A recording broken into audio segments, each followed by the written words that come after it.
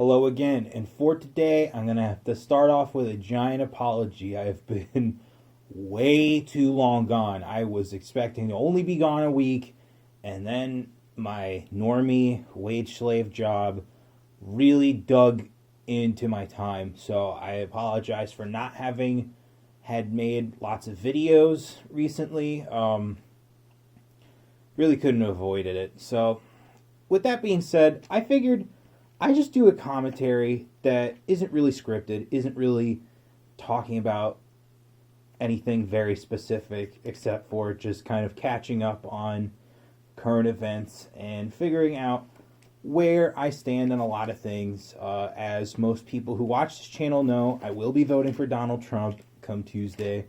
I don't give a crap that people really know that by now because I did a video months ago stating that I will vote for Donald Trump. And, you know, between the coronavirus response being decent, the riot response being decent against looters and joggers and for law and order, no matter how many times that Donald Trump Jr. and Jared Kushner fuck it up by being complete idiots, I'm still voting for Donald Trump. Nothing really is going to change me towards really the only other choice I would normally have, which is a libertarian candidate who is a fucking anti-racist wine ant. She's terrible. Howie Hawkins of the Green Party is just irrelevant in this election. You know, at least Jill Stein had a personality. At least Jill Stein had a ridiculous platform, but at least people knew what the platform was and knew who she was. Joe Biden obviously is terrible. I have gone at length as to why Joe Biden is absolutely terrible for this country. We don't need to go over it. We don't need to go over the hard drive from hell that has really thrown a wrench in the works for a lot of, I'm sorry, but dumb people who, at this point, why would you vote early? Like, this is the worst election to vote early for if you're really on the fences. You have Donald Trump, who is now a proven brand, and Joe Biden, who is really not a proven brand. You know, I could only see Trump supporters being the ones to vote early for Donald Trump because they just want to get it over with already. And that's fine and all, but like, you know, if you voted early and you were swayed by either the hard drive from hell or the debate performance, specifically at the second debate of Donald Trump, then you have to understand that you've been lied to for like a very long time. And, you know, welcome to the conversation and all, but Jesus Christ, man, like, what the fuck are you doing? And so I'm going to just try and think of some other things to really talk about.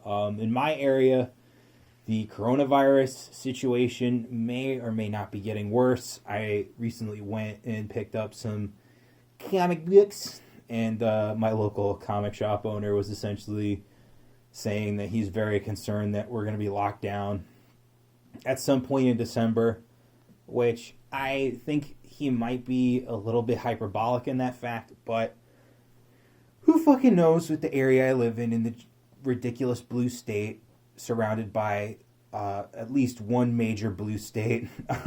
Anything is possible, and you know, I wouldn't put it past the governor I have, because he is in fact an idiot and an authoritarian and just a complete goofball. I mean, you may or may not have seen him on Tucker Carlson tonight, and I'm not going to do the quote, because if I do the quote, I will reveal where I live.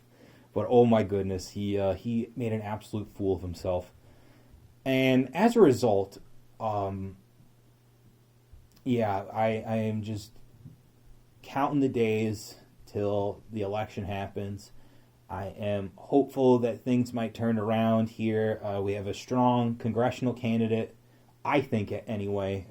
I know he is a long shot, but he is actively doing more ground game than the senatorial candidate, who's going up against a very notorious senator with a D after his name from this state. And that guy has no chance in hell, even though I think he did really well in a recent debate that a local newspaper put on. But again, it's like, dude, where are your signs? This is a fucking celebrity senator. You need to have ground game out there. You need to have lawn signage. People need to ask who the fuck you are, so that way they can go, oh, there's a better option? Count me in.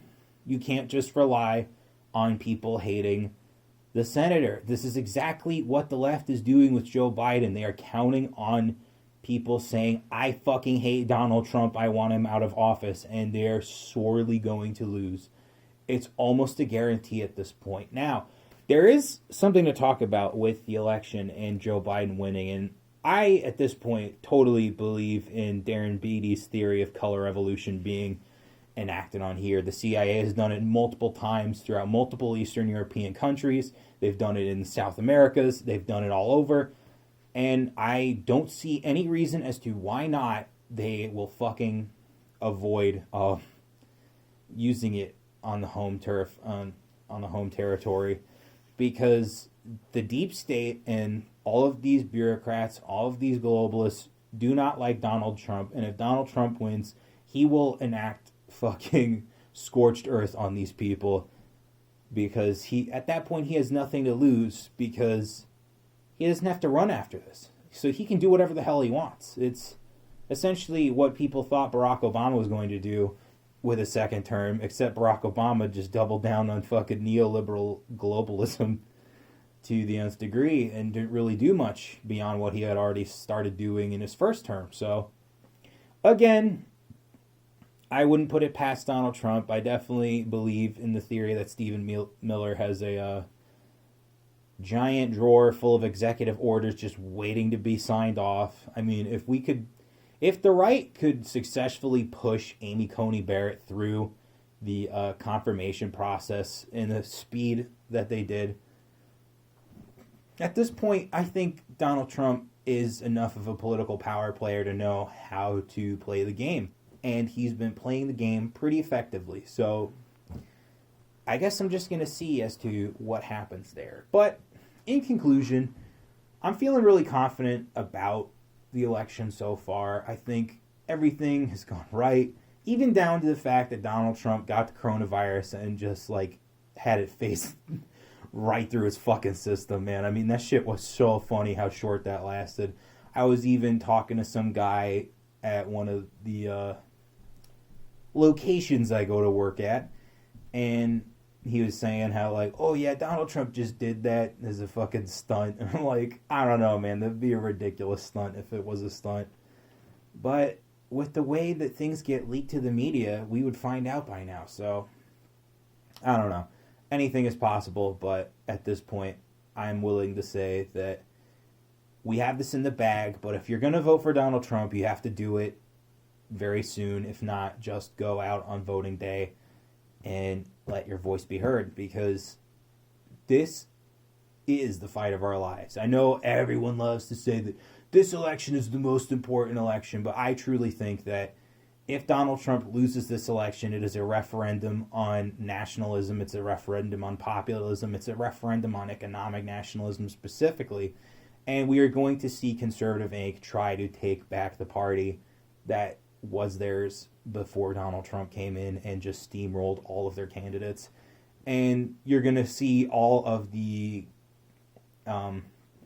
star players of the Conservative Party who have improved their standing, like Ted Cruz or the upstarts like Josh Hawley, totally double down on fucking Conservative Inc. bullshit. So if you want to see Conservative Inc. be put in their place a second time, you got to vote for Donald Trump. It's the only way to stop these people. You know, Nick Fuentes and the Groypers and people like Vincent James, they are not the people who are, you know, having at the right levels of power. And, you know, if you like those movements, you should support them, because I think they are doing good for conservatism on the whole. I mean, what was it? My favorite commentary creator, Louis Laveau, is retweeting fucking people like Nick and his ilk way the hell more than Conservative Inc. types like Ian Miles Chong, who has totally gone in the bag with those losers. But yeah, I mean, you should really notice the fact that like people who used to be on the left embracing those kinds of figureheads really says a lot about how palatable people like Nick Fuentes and Vincent James and Patrick Casey are, because conservative, again, wants to make them the boogeyman. And I am going to follow up with a very quick Royper Wars update very soon, because there was one event that I would like to cover because it was pretty funny. But beyond that, I think that we really are in the fight of our lives. And if you want to make your voice heard, you better get the fuck out there on Tuesday and do your part. Especially if you feel as I feel, if you think as I think. You want to really stick it to the globalists. You really want to stick it to the enemies of freedom and order. And let them know that we will not have your gay communist faggotry any longer. So, to the enemies of nationalism, of populism, of freedom, of order, you better tread lightly, because you are going to be steamrolled once again by the American people.